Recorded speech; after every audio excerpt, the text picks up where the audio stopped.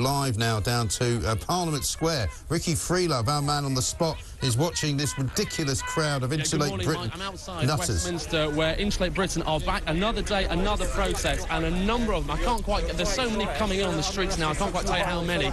The police were very, very quick to react.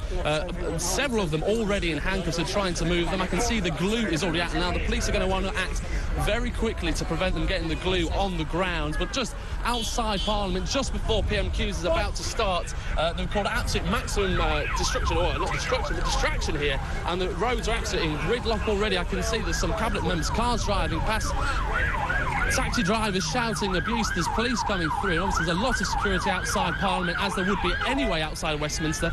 But particularly before the Prime Minister arrives, the roads have got absolute gridlock here. I can see one protester lay down. She was screaming, talking about her hair. The City of London police are here as well. Stay with us a moment to stop any more getting onto it. And look, behind me, the roads are blocked, the beeping started already. The traffic is going to start growing and growing in central London. Keep this clear. Keep this clear. Grab away! Hey, careful.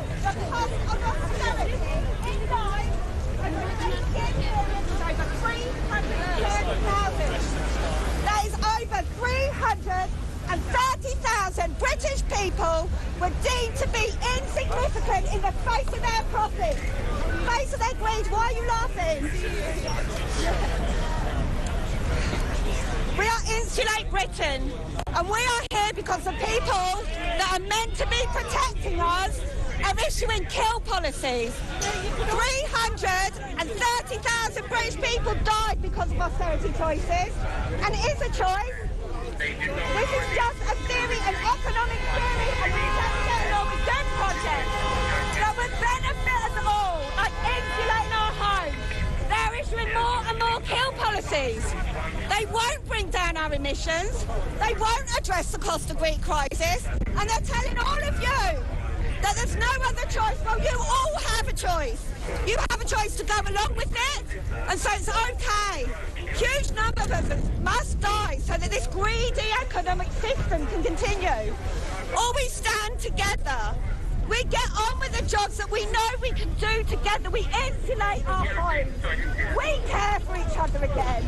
I am sick of being looked at like I am stupid because I think it's wrong to kill people for money. We can do better than this.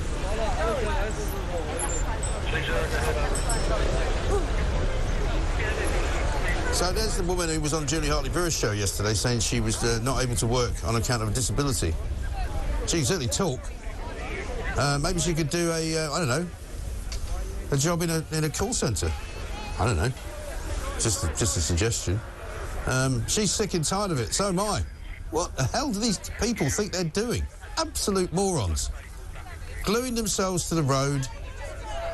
They're not young, some of these characters, either. What do they care about the future? They're not going to be around. Come on, guys. I'm glad to see... Do you know what's interesting? This is the City of London Police. I'm not sure if Ricky can hear me. City of London Police, Ricky, who seem to have a much more robust approach to these demonstrators than the Metropolitan Police. Yeah, we might well be right there, actually, just watching the different uniforms coming in. Look, the police did very much try to do what they could here with the Metropolitan Police trying to arrest them as quickly as they could in the handcuffs, but the number in which they come is quite remarkable, and you really do not know who's a protester and who is a pedestrian, who's a tourist. It's very, very well coordinated, the way in which they do it. And also, the first strike, you might see 10 or so, and then suddenly there's another few more.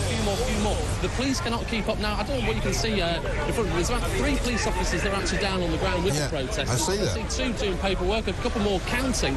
But in terms of the rest of the police around, they're very much waving on the traffic. There is a way, as you can probably see in front of you, right? Big old London cops going past there. Traffic is flowing, so I guess in some ways this has been a bit of a failure for Insulate Britain. Although they might have blocked off one part of the roads are actually still moving. Yes. There's actually not as much of a backlog as we've expected or seen in the past. No, I think maybe the police are finally working out how to maybe sort of corral them in some way. It's almost like sort of a more civilised version of kettling, isn't it? 'Cause you don't have to kettle them because they're already stuck there. I think you're absolutely right. Now, look, some of my favourite tactics, I haven't quite seen it yet, Mike.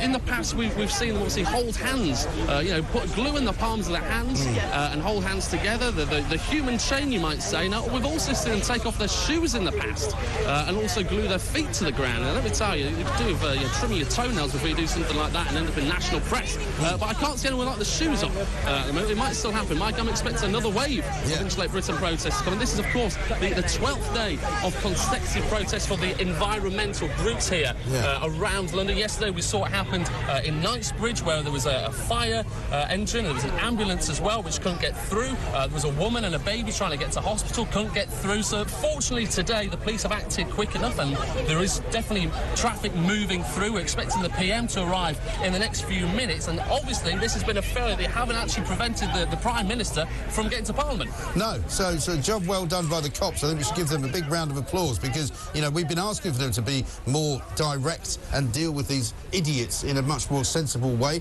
So I'm very pleased to see that they've been listening to us and they've now taken us and our advice on board with these idiots from Insulate Britain.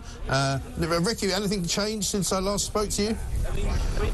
No, nothing's changed. The roads are still very much blocked. Well, half the roads are, at least. There's been traffic, some moving past that. I'm currently here, Mike, just outside Parliament with Tracey Mallaghan, who's one of the spokespeople here for Insulate Britain. So I wonder if we'd have a quick word with her, Mike, and you might have a question yourself to ask her. Yes, I've got two questions to ask her, actually. One, why does she not have a job? She told Julie Hartley-Brewer she couldn't work because she had a disability. She can obviously talk, so I presume she could get a job talking to somebody. Secondly, if she isn't working, is she in receipt of benefits, in which case doesn't she become part of the same system that she so denigrates?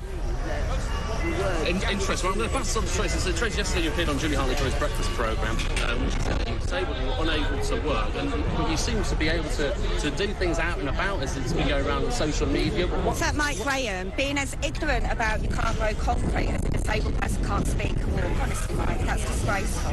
How insulting. Plenty of people who are disabled can work. What's wrong with you? I wish I could hear you, Mike. I'm sure I wouldn't know what you're saying. Plenty of people who are disabled can work. What's different with you? Is what Mike asked. I lost my job and it was painful and horrible, and the shame that came with it, I fought to keep my job. So lucky you've never experienced or had somebody you love who's been through it. You don't know what I've experienced and missed, I'm afraid. And I'll tell you what, you don't know what I've experienced, one, and two, you're changing your story. Like Insulate Britain, instead you're backing Liz and her kill policies. 330,000 people like me died because of these austerity choices. And we know they are choices now. It's a disgrace. Yeah, I think I've heard enough, Ricky. I think I've heard enough, thanks.